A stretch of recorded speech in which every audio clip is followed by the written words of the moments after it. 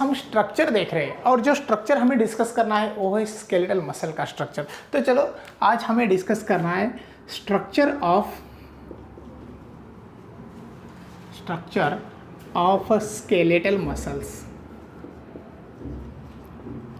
Skeletal muscles. Student, हमारे body के अंदर जो मसल्स प्रेजेंट है उसी के अंदर हमें स्केलेटल मसल्स को आज डिस्कस करना है, और जो स्केलेटल मसल्स हमारे बॉडी के अंदर प्रेजेंट है स्टूडेंट उसी का स्ट्रक्चर हम देखेंगे। अभी देखो, जब स्ट्रक्चरली हम सोचते हैं तो हमें पता चलता है मसल्स का स्ट्रक्चर कितना कॉम्प्लिकेटेड है। देखो स्टूडेंट, सबसे फर्स्ट वाली जो वॉल हमें नज़र आ रही है वो कुछ इस तरह से है, और इसी वॉल को हम सार्कोलेमा के नाम से जानते हैं। That is the sarcolemma. अभी सार्कोलेमा का मीनिंग क्या होता है? It is the outer wall of the muscles, यानी कि मसल्स की वो आउटर वॉल है। उसके बाद स्टूडेंट, मसल्स के अंदर हमें कुछ लाइंस नज़र आते हैं, जो लाइंस हम यहाँ पर निकाल रहे हैं। अभी इस लाइन को हम क्या कहते हैं? इस लाइन को हम झड़ लाइन के नाम से जानते हैं, जो दोनों तरफ प्रेजेंट है स्टूडेंट, झड़ लाइन। ठीक है, अभी ये जो झड़ लाइन है ये रिस्पॉन्सिबल है सार्कोमर प्रोसेस कंप्लीट करने के लिए। अभी सार्कोमर क्या होता है ये हमें नेक्स्ट टाइम तो ज़रूर देखना है, तो अभी यहाँ पर इतना ही याद रखेंगे हम कि जो झड़ लाइन है उसी के ऊपर हमें इस तरह से कुछ फिलामेंट्स नज़र आते हैं, और जो फिलामेंट है that is the protein filament. जो फिलामेंट है वो प्रोटीन फिलामेंट है। अभी देखो, ये जो प्रोटीन फिलामेंट हम यहाँ पर ड्रॉ करें तो इसी प्रोटीन फिलामेंट को हम कहते हैं एक्टिन, जो झड़ लाइन के ऊपर प्रेजेंट है स्टूडेंट। मीन्स झड़ लाइन के ऊपर प्रेजेंट रहने वाला फिलामेंट जिसे हम एक्टिन फिलामेंट कहते हैं। ठीक है, इस तरह से हमें एक्टिन फिलामेंट नज़र आ रहा है यहाँ पर, जो हम कंप्लीटली ड्रॉ करेंगे।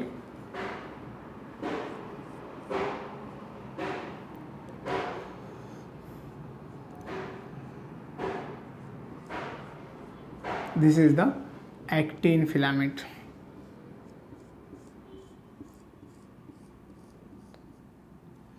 ठीक है, अब यहाँ पर देखो हमने एक्टिन फिलामेंट ड्रॉ की है जो झड़ लाइन के ऊपर प्रेजेंट है। यहाँ पर भी हमने एक झड़ लाइन निकालने वाली है, यहाँ पर भी एक्टिन फिलामेंट है।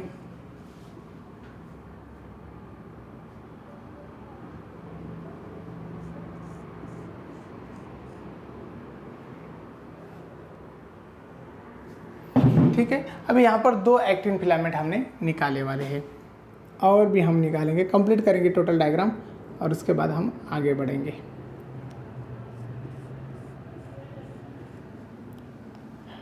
अभी देखो स्टूडेंट, जो एक्टिन फिलामेंट हमने निकाले, ठीक है, इसे हम कहते हैं प्रोटीन फिलामेंट भी।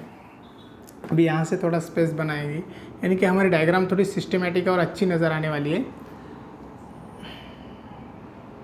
ठीक है, ये हो चुके हैं एक्टिन फिलामेंट। ठीक, देन स्टूडेंट, हमें और एक लाइन यहाँ पर नज़र आती है, जो लाइन इस प्रकार से, जिसे हम कहेंगे M line. This is the M line, और इसी एम लाइन के ऊपर हमें कुछ फिलामेंट नज़र आते हैं, और जो थिक है वो इस तरह से।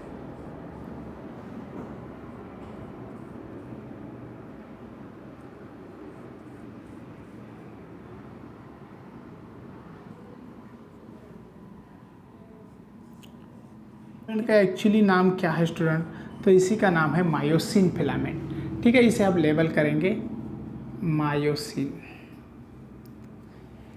मायोसिन और एक्टिन फिलामेंट हमें नज़र आते। उसके बाद देखो, इसके अंदर इस तरह से कुछ फ्लूइड यानी कि साइटोप्लाज्मिक मटेरियल हमें दिखाई दे रहा है। अभी इसे हम साइटोप्लाज्म नहीं कह सकते, इसे हम एक अलग नाम देने वाले हैं, जो नाम है सार्कोप्लाज्म। क्या है स्टूडेंट? सार्कोप्लाज्म, यानी कि जो लिक्विड यहाँ पर नज़र आ रहा है दैट इज़ द साइटोप्लाज्म, लेकिन उसे हम सार्कोप्लाज्म कहेंगे। क्या कहेंगे? सार्कोप्लाज्म। ठीक है, इस तरह से this is the sarcoplasmic content. अभी देखो, जो सार्कोप्लाज्मिक कंटेंट यहाँ पर नज़र आ रहा है उसी का बेसिक वर्क है न्यूट्रिटिव एक्टिविटी परफॉर्म करना। इसी के अंदर डिफरेंट टाइप्स के न्यूट्रिएंट प्रेजेंट होते हैं, और यही न्यूट्रिएंट हेल्प करते हैं स्टूडेंट मूवमेंट करने के लिए इन्हीं प्रोटीन फिलामेंट्स को। और जो प्रोटीन फिलामेंट्स रिस्पॉन्सिबल है contraction and relaxation activity complete करने के लिए, यानी कि सार्कोमर कंप्लीट करने के लिए। अभी देखो, इसे हम कहेंगे सार्कोप्लाज्म। अभी सार्कोप्लाज्म भी हो गया, एक्टिन फिलामेंट के बारे में भी पता चला है, उसके बाद मायोसिन के बारे में भी पता चला है। देन स्टूडेंट, इसी के अंदर हमें कुछ इस तरह से स्ट्रक्चर दिखाई देते हैं जो रेटिकुलेटेड स्ट्रक्चर है। अब इस रेटिकुलेटेड स्ट्रक्चर को हम क्या कहने वाले हैं? इस रेटिकुलेटेड स्ट्रक्चर को हम कहते हैं एंडोप्लाज्मिक रेटिकुलम। लेकिन यहाँ पर एंडोप्लाज्मिक रेटिकुलम वर्ड हम यूज़ नहीं करेंगे, यहाँ पर यूज़ करेंगे हम सार्कोप्लाज्मिक रेटिकुलम। सार्कोप्लाज्मिक रेटिकुलम, ठीक है। अभी देखो ये हो चुका है सार्कोप्लाज्मिक रेटिकुलम। सार्कोप्लाज्मिक रेटिकुलम का मीनिंग क्या होता है स्टूडेंट? जो एंडोप्लाज्मिक रेटिकुलम के नाम से हम जानते हैं। इसी का बेसिक वर्क है कैल्शियम को स्टोर करना। Means it is the main cell organelle which store the calcium in muscles. Muscles के अंदर कैल्शियम स्टोर करता है। उसके बाद हमें इस तरह से नंबर ऑफ न्यूक्लियस भी दिखाई देते हैं इन्हीं मसल्स के अंदर, और इतने सारे न्यूक्लियस होने से हम इसे मल्टी न्यूक्लिएटेड स्ट्रक्चर भी कहते हैं, ठीक है। इस तरह से ये कुछ डायग्राम के बारे में हो चुका है स्टूडेंट। तो जब थोड़ा आगे बढ़ते हैं तो हमें प्रोटीन फिलामेंट्स नज़र आ रहे हैं यहाँ पर। जो प्रोटीन फिलामेंट एक्टिन है, उसके बाद मायोसिन है। एक्टिन और मायोसिन फिलामेंट जो स्लाइडिंग थ्योरी के लिए हेल्प करते हैं। अभी एक्चुअली स्लाइडिंग थ्योरी का मीनिंग क्या होता है? एक्टिन और मायोसिन जो स्लाइड होते हैं, और स्लाइड होने से वहाँ पर हमें नज़र आता है एक इम्पॉर्टेंट वर्क, और जो वर्क है जिसे हम कहेंगे कॉन्ट्रैक्शन एंड रिलैक्सेशन। जो कॉन्ट्रैक्शन एंड रिलैक्सेशन चल रहा है तो इन्हीं की हेल्प से चल रहा है। अभी देखो इस मसल्स के अंदर हमें कुछ बैंड्स भी नज़र आते हैं। जो बैंड्स यहाँ पर है, यहाँ से यहाँ तक हमें नज़र आता है एक इम्पॉर्टेंट बैंड जो एक्टिन के अंदर प्रेजेंट है। उसके बाद यहाँ पर हमें एक बैंड नज़र आता है जो टोटली यहाँ से यहाँ तक दिखाई दे रहा है। उसे हम अलग पेन से ड्रॉ करेंगे। ये पूरा सबसे फर्स्ट हमें देखना है स्टूडेंट एक जोन, यानी कि एक बैंड देखना है यहाँ पर, यहाँ से यहाँ तक। अभी जो देखो यहाँ से यहाँ तक नज़र आने वाला जो बैंड है, इसी बैंड को हम पूरी तरह से लाइन करते हैं तो इस तरह से ओनली मायोसिन फिलामेंट उसी के अंदर आते हैं स्टूडेंट, यहाँ से यहाँ तक, ठीक है। और ओनली मायोसिन फिलामेंट आ रहे तो इसे हम एच बैंड और एच जोन कहते हैं, ठीक है। यानी कि ओनली मायोसिन का एरिया, और उसी के अंदर एम लाइन भी आती है, उसे हम एच जोन कहते हैं। और जब हम यहाँ से बात करते हैं तो अलग पेन लेते हैं हम, जब अलग पेन लेते हैं तो हमें बैंड के बारे में पता चलता है। अभी देखो यहाँ से हम बात करते हैं, उसके अंदर हमें टोटली इतना एरिया नज़र आता है बैंड का, तो उसे हम आई बैंड कहते हैं, ठीक है। आई बैंड यानी कि लाइट बैंड। और स्टूडेंट यहाँ से टोटल यानी कि जो ओवरलैपिंग हो रही, देखो यहाँ पर मायोसिन की ओवरलैपिंग है, यानी कि एक्टिन और मायोसिन ओवरलैप है, एक्टिन मायोसिन ओवरलैप है, मायोसिन एक्टिन ओवरलैप है, यहाँ पर भी actin myosin actin myosin actin myosin overlap है। तो इतना जो ओवरलैपिंग एरिया है जो हम यहाँ से ड्रा कर रहे हैं, तो इस एरिया को हम ए बैंड कहते हैं। ए बैंड हम उसे कहते हैं, यानी कि डार्क बैंड। तो इस तरह से हमें कुछ बैंड्स भी नज़र आते हैं। तो ये हो चुका है स्ट्रक्चर मसल का। अभी देखो मसल्स के स्ट्रक्चर के साथ हमें इम्पॉर्टेंट बात यहाँ पर याद रखना है। जो मसल्स के अंदर हमें जेड लाइन दिखाई दे रही है स्टूडेंट, यहाँ से यहाँ तक, तो ये जो डिस्टेंस है, इसी डिस्टेंस को हम सार्कोमर कहते हैं। सार्कोमर, सार्कोमर यानी क्या स्टूडेंट? सार्कोमर यानी structural and functional unit of moment. Structural and functional unit of moment, जो मोमेंट का स्ट्रक्चरल एंड फंक्शनल यूनिट है। जब जेड लाइन यहाँ पर डिस्टेंस कम ज़्यादा होता है तो हमें कॉन्ट्रैक्शन रिलैक्सेशन नज़र आता है। लेकिन जो कॉन्ट्रैक्शन और रिलैक्सेशन हो रहा है उसी के लिए रिस्पॉन्सिबल है स्टूडेंट, कॉन्ट्रैक्शन एंड रिलैक्सेशन के लिए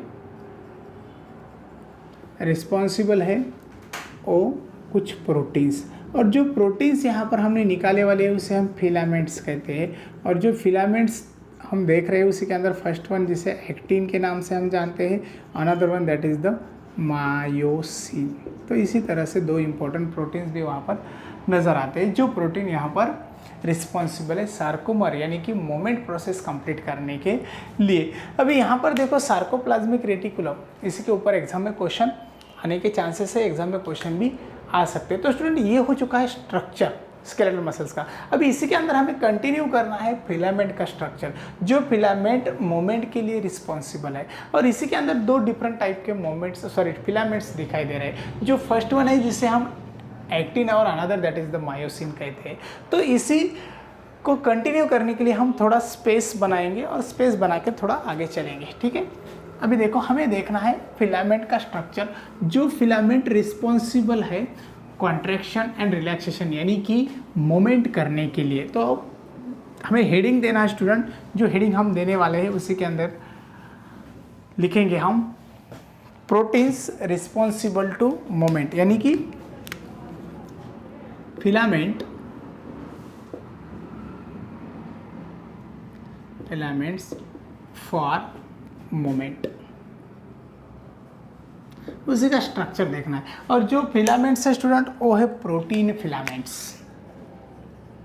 देयर आर प्रोटीन फिलामेंट्स। अभी जो प्रोटीन फिलामेंट्स है वो किस प्रकार के हैं? There are two types of the protein filaments. First one जिसे हम कहेंगे मायोसिन एंड अनदर वन है दैट इज द एक्टिन। इस तरह से दो डिफरेंट टाइप के हमें फिलामेंट्स नज़र आते हैं। अभी देखो स्टूडेंट, जब हमने जेड लाइन ड्रॉ की थी तो जेड लाइन के ऊपर एक्टिन प्रेजेंट था, ठीक है। उसी एक्टिन के साथ यहाँ पर मायोसिन दिखाई दे रहा था इस तरह से, और यहाँ पर थी यम लाइन, यानी कि यम लाइन के ऊपर मायोसिन प्रेजेंट है, जेड लाइन के ऊपर एक्टिन प्रेजेंट है। तो यही फिलामेंट रिस्पॉन्सिबल है कॉन्ट्रैक्शन एंड रिलैक्सेशन करने के लिए। तो उसी फिलामेंट्स को हम मायोसिन और एक्टिन कहते हैं, जो एक्टिन थिक है, मायोसिन थिन है। तो सबसे फर्स्ट हम मायोसिन की तरफ बढ़ते हैं। अभी देखो मायोसिन का जब हम स्ट्रक्चर देखते हैं तो इसी स्ट्रक्चर के अंदर, मायोसिन के स्ट्रक्चर के अंदर हमें दो डिफरेंट पार्ट नज़र आते हैं, ठीक है। अभी एक्चुअली दो जो पार्ट है उसी के अंदर फर्स्ट वाला जिसे हम हेड कहेंगे और अनदर जो है जिसे हम टेल कहेंगे, इसी तरह से दो पार्ट नज़र आते हैं। अभी देखो स्टूडेंट, डायग्राम हम कंटिन्यू करते हैं तो डायग्राम कुछ इस तरह से नज़र आती है, ठीक है। उसके बाद और भी हम इसे कंटिन्यू करते हैं तो थोड़ा स्ट्रक्चर हमें अच्छी तरह से नज़र आता है। इस तरह से हमें डायग्राम दिखाई देते हैं। अभी यहाँ का जो एरिया है that is the head. Student, head जो बना हुआ है वो बना हुआ है हेवी मेरो मायोसिन। अभी इसका मीनिंग क्या होता है? देखो स्टूडेंट, जो मायोसिन फिलामेंट है वो मायोसिन फिलामेंट पॉलीमर है। पॉलीमर्स किसका पॉलीमर है? वो पॉलीमर है ऑफ मोनोमर्स का, मोनोमर्स। और जो मोनोमर्स बने हुए हैं स्टूडेंट वो बने हुए हैं मेरोमायोसिन, ठीक है। तो इस तरह से स्ट्रक्चर वहाँ पर हम निकालते हैं। तो इसे हम कहेंगे हेवी मेरोमायोसिन। इसे हम शॉर्ट फॉर्म में लिख सकते हैं HMM, जो एग्जाम के अंदर पूछने के चांसेस होते हैं। अभी देखो ये हेड के बारे में हो चुका है। उसके बाद ये जो रीजन है स्टूडेंट, इसे हम टेल के बारे में सोचेंगे, यानी कि दिस इज द टेल। अभी अगर ये टेल है तो टेल बनी हुई है लाइट मेरोमायोसिन से। अगर टेल लाइट मेरोमायोसिन से बनी हुई है तो इसीलिए हम शॉर्ट फॉर्म भी यूज़ करते हैं, और जो शॉर्ट फॉर्म हम यूज़ कर रहे हैं दैट इज़ द LMM। इस तरह से स्ट्रक्चर वहाँ पर होता है। अभी देखो जो हेड रीजन है स्टूडेंट, तो इसी हेड रीजन का जब हम डिस्क्रिप्शन देते हैं तो हमें कुछ इंपॉर्टेंट बातें नज़र आती है। जैसा कि हेड, इसी हेड के अंदर हमें 2 साइड्स नज़र आते हैं। देयर आर 2 साइड्स, और फर्स्ट वन साइड जो है जिसे हम कहेंगे ATP binding side, ATP binding side. और जो अनदर स्टूडेंट जिसे हम कहते हैं एक्टिन बाइंडिंग साइड, ठीक है। इसी तरह से 2 इंपॉर्टेंट साइट वहाँ पर नज़र आ रहे हैं, एक ATP बाइंडिंग साइड है और दूसरी एक्टिन बाइंडिंग साइट है, ठीक है। अभी देखो आगे बढ़ते हैं। जो ATP बाइंडिंग साइट है वो यहाँ पर है, और जो एक्टिन बाइंडिंग साइड है वो हमें इस तरह से यहाँ पर नज़र आने वाली है। तो ये मायोसिन के बारे में हो गया। स्टूडेंट मायोसिन जो है वो प्राइमरी प्रोटीन है, means myosin is a primary protein filament जो रिस्पॉन्सिबल है कॉन्ट्रैक्शन और रिलैक्सेशन करने के लिए। उसके बाद नेक्स्ट जो प्रोटीन फिलामेंट है उससे हम एक्टिन कहते हैं। तो एक्टिन के लिए हम थोड़ा यहाँ पर डिस्कस करेंगे। अभी देखो जो एक्टिन फिलामेंट हम निकाल रहे हैं स्टूडेंट, तो वो भी थोड़ा इंटरेस्टेड स्ट्रक्चर ही हमें दिखाने वाला है। The another structure that is the actin. जो एक्टिन फिलामेंट थोड़ा थिक फिलामेंट है और यही फिलामेंट बना हुआ है 3 इम्पॉर्टेंट पार्ट से। और जो 3 इम्पॉर्टेंट पार्ट से उसी के अंदर first one that is the actin protein, another one जिसे हम कहते हैं ट्रोपोनिन, और last one is the student tropomyosin. तो इतने पार्ट उसी के अंदर प्रेजेंट है। इसी का स्ट्रक्चर हमें इस तरह से नज़र आता है जो ग्लोब लाइक नेचर दिखाता है, that is the globular nature. उसी को भी बाइंड इस तरह से हमें अनदर ग्लोब्स दिखते हैं स्टूडेंट, इस तरह से स्ट्रक्चर नज़र आता है। ठीक है, तो ये हो चुके हैं एक्टिन प्रोटीन।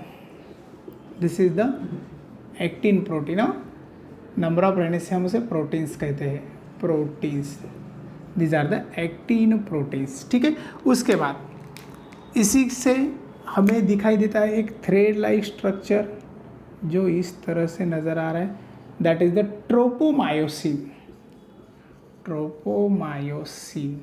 और इसी ट्रोपोमायोसिन के साथ हमें यहाँ पर इस तरह से स्ट्रक्चर दिखाई देते हैं, दैट इज द ट्रोपोनिन।